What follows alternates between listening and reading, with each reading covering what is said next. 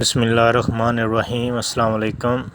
Graded discussion board for English comprehension ENG 201، جس کی جو اوپن ڈیٹ آپ کے پاس ہے وہ 14/7/2021 ہے، اور کلوزنگ ڈیٹ جو آپ کے پاس ہے وہ 15/7/2021. اس کے بعد GDP کے جو کوسچن آپ کے پاس ہیں وہ ہے: in today's business world employers prefer performing CVs videos, جس کو پریزنٹیشن بولا جاتا ہے، instead of traditional written CVs. Give your opinion this modern trend in 200 to 250 words.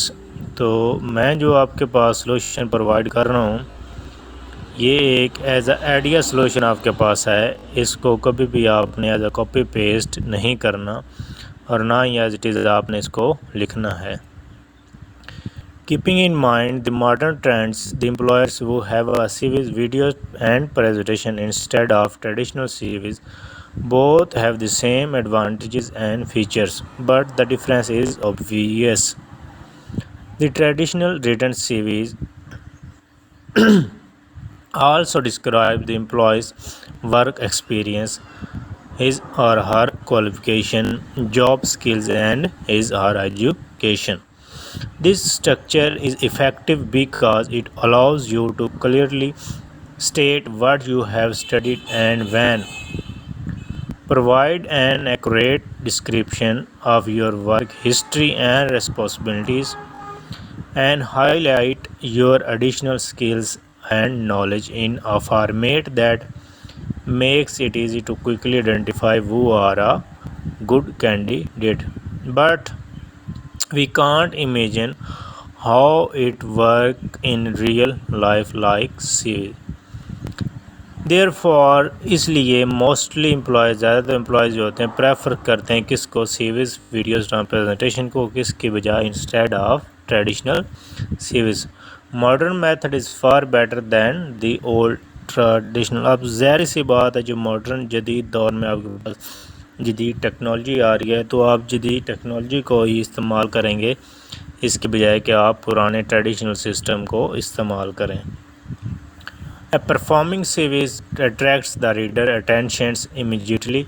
It's highlight your strength. یہ کوسچن نمبر 1 کا answer تھا آپ کے پاس.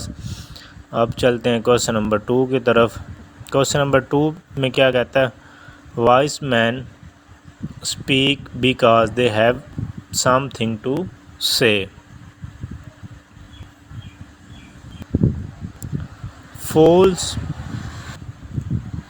because they have to say something. Said by the greatest philosopher Plato. What do you understand from the given statement? Keeping in view the knowledge you have gained so far of effective communication, your answer must be logical and comprehensive. Answer کی طرف چلتے ہیں. Every man has a right way to speak. We have lots of ideas in our mind that we need to speak out and share it to others.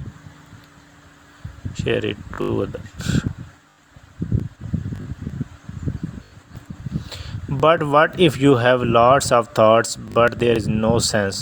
Yes, we have the right to say something, but we should also think first before we speak out. Our thoughts can hurt anyone. یہ بھی ہو سکتا ہے، اس کے بعد ہو سکتا ہے جب اس کا سینس ہی نہ ہو تو ہمیں بولنے کا فائدہ ہی نہیں ہے. We should be thankful because God gave us a mouth or mind. It is very important so that you can share your ideas, feeling or thoughts. That are why also God gave us ears to hear those words. Both of them should use in a right way and a good way. Actually, a wise man and a fool man have lots of thoughts, but how can call a person a wise?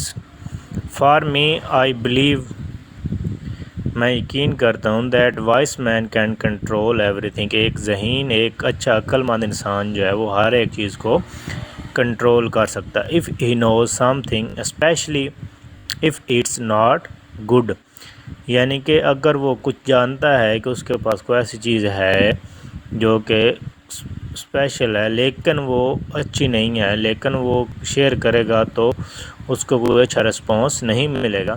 He will remain quite silent, وہ share کرنے کے بجائے کیا کرے گا؟ خاموش رہے گا.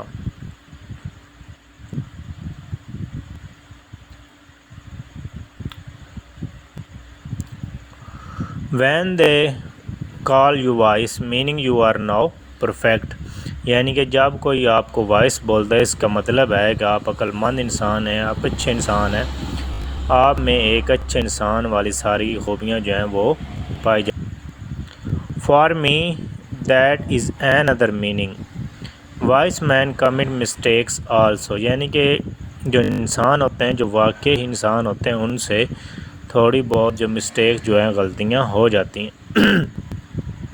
But they complain but it is not too much in like a fool, یعنی کہ جو عقل مند انسان غلطیاں کرتے ہیں ان کی جو کمپلین ہوتی ہے وہ بہت زیادہ نہیں ہوتی، اتنی زیادہ کمپلینٹس جو ہیں وہ نہیں ہیں. کس کی نسبت؟ In like a fool that have lots of thoughts but most of those thoughts have no meaning they just want to speak, یعنی کہ کس کی نسبت ایک بے وقوف، ایک بے عقل انسان جو ہے جس کے پاس بہت زیادہ تھاٹس ہوتے ہیں، سوچ ہوتی ہیں، خواہشیں ہوتی ہیں، سرگرمیاں ہوتی ہیں، ایکٹیویٹیز ہوتی ہیں جن کا کوئی میننگ، کوئی مطلب نہیں ہوتا.